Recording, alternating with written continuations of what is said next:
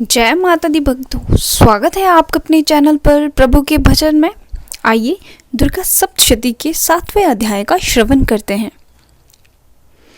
मैं मातंगी देवी का ध्यान करता हूँ।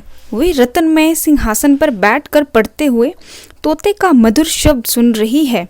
उनके शरीर का वर्ण श्याम है। वे अपने एक पैर पर कमल पर रखे हुए हैं और दूसरा मस्तक पर अर्धचंद्र धारण करती है तथा कुल्हार पुष्पों की माला धारण किए बीणा बजाती है। उनके अंगों में कसी हुई चोली शोभा पा रही है। वे लाल रंग की साड़ी पहने हाथ में शंखमय पात्र लिए हुए हैं। उनके बदन पर मधु का हल्का हल्का प्रभाव जान पड़ता है और ललाट में बेंदी शोभा दे रही है। ऋषि कहते हैं, तदंतर शुंभ की आज्ञा पाकर वे चंडमुंड आदि दैत्य चतुरंगनी सेना के साथ अस्त्र शस्त्रों से सुसज्जित हो चल दिए। फिर गिरिराज हिमालय के सुवर्ण में ऊंचे शिखर पर पहुंचकर उन्होंने सिंह पर बैठी देवी को देखा। वे मंद मंद मुस्कुरा रही थी। उन्हें देखकर दैत्य लोग तत्परता से पकड़ने का उद्योग करने लगे। किसी ने धनुष तान लिया, किसी ने तलवार संभाली और कुछ लोग देवी के पास आकर खड़े हो गए। तब अंबिका ने उन शत्रुओं के प्रति बड़ा क्रोध किया। उस समय क्रोध के कारण उनका मुख काला पड़ गया, ललाट में भौएं टेढ़ी होगी और वहां से तुरंत विकराल मुखी काली प्रकट हुई, जो तलवार और पाश लिए हुए थी। वे विचित्र खटवांग धारण किए और चीते की चर्म की साड़ी पहने नर मुंडों की माला से भी विशोभित थी। उनके शरीर का मांस सूख गया था, केवल हड्डियों का ढांचा था, जिससे वे अत्यंत भयंकर जान पड़ी थी। उनका मुख बहुत विशाल था।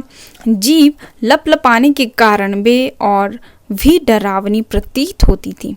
उनकी आंखें भीतर को धसी हुई और कुछ लाल थी। वे अपने भयंकर गर्जना से संपूर्ण दिशाओं को गुंजा रही थी। बड़े बड़े दैत्यों का वध करते हुए वे कालिका देवी बड़े बेग से दैत्यों की उस सेना पर टूट पड़ी और उन सबका भक्षण करने लगी। वे पार्श्व रक्षकों, अंकुशधारी महावतों, योद्धाओं और घंटा सहित कितने ही हाथियों को एक ही हाथ से पकड़कर मुंह में डाल लेती थी। इस प्रकार घोड़े, रथ और सारथी के साथ रथी सेनाओं को मुंह में डालकर उन्हें बड़ा भयानक रूप से चबा डालती थी। किसी के बाल पकड़ लेती, किसी का गला दबा देती, किसी को पैरों से कुचल डालती और किसी की छाती धक्के से गिराकर मार डालती थी। वे असुरों के छोड़े हुए बड़े बड़े अस्त्र शस्त्र मुंह से पकड़ लेती और रोष में भरकर उनको दांतों से पीस डालती थी। काली ने बलवान एवं दुरात्मा दैत्यों की वह सेना रौंद डाली और खा डाली और कितनों को मार भगाया।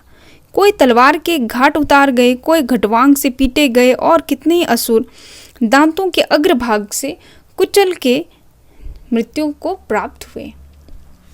इस प्रकार देवी ने असुरों की उस सारी सेना को क्षण भर में मार गिराया। यह देख चंड और उनकी अत्यंत भयानक काली देवी को देखते ही दौड़ा तथा महादैत्य मुंड ने भी अत्यंत भयंकर बाणों की वर्षा से हजारों वार चलाए और चक्रों से उन भयानक नेत्रों वाली देवी को आच्छादित कर दिया। वह अनेकों चक्र देवी के मुख में समाते हुए ऐसे जान पड़े मानो सूर्य के बहुतरे मंडल बादलों के उधर में प्रवेश कर रहे हो। तब भयंकर गर्जना करने वाली काली ने अत्यंत रोष में भरकर विकट अट्टहास किया। उस समय उनके विकराल बदन के भीतर कठिनता से देखे जो सकने वाली दांतों के प्रभाव से वे अत्यंत उज्जवल दिखाई देती थी। देवी ने बहुत बड़ी तलवार हाथ में ली और हुम का उच्चारण कर चंड पर धावा किया और उसके केश पकड़कर उसी तलवार से उसका मस्तक काट डाला। चंड को मारकर देख मुंड भी देवी की ओर दौड़ा। तब देवी ने रोष में भरकर उसे भी तलवार से घायल करके धरती पर सुला दिया।